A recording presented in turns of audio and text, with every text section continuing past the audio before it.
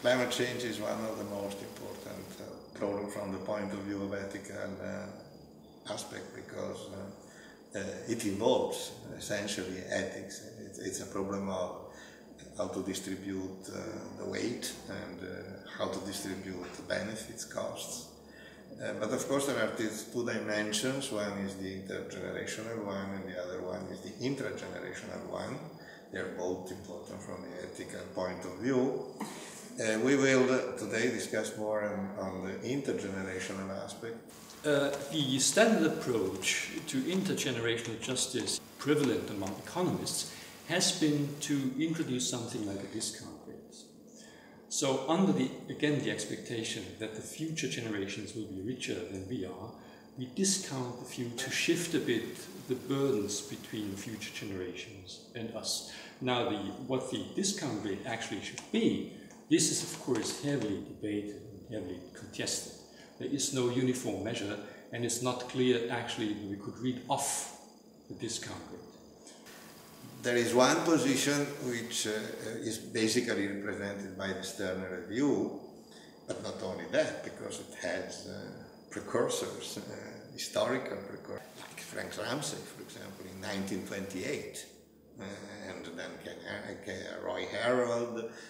So it's not new anyway. But of course, Stern's focuses on the need of giving very few weight to the pure discounting.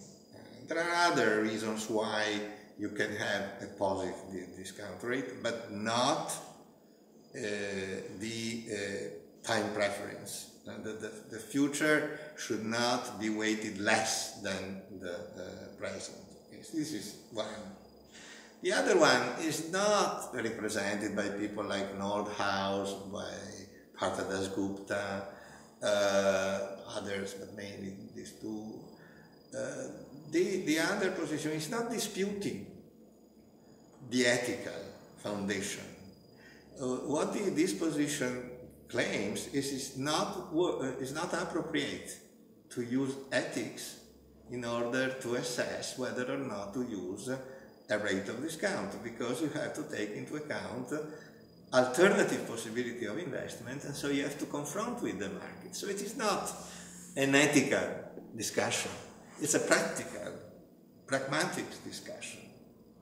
And then there is a third position, which is represented by Martin Weitzman,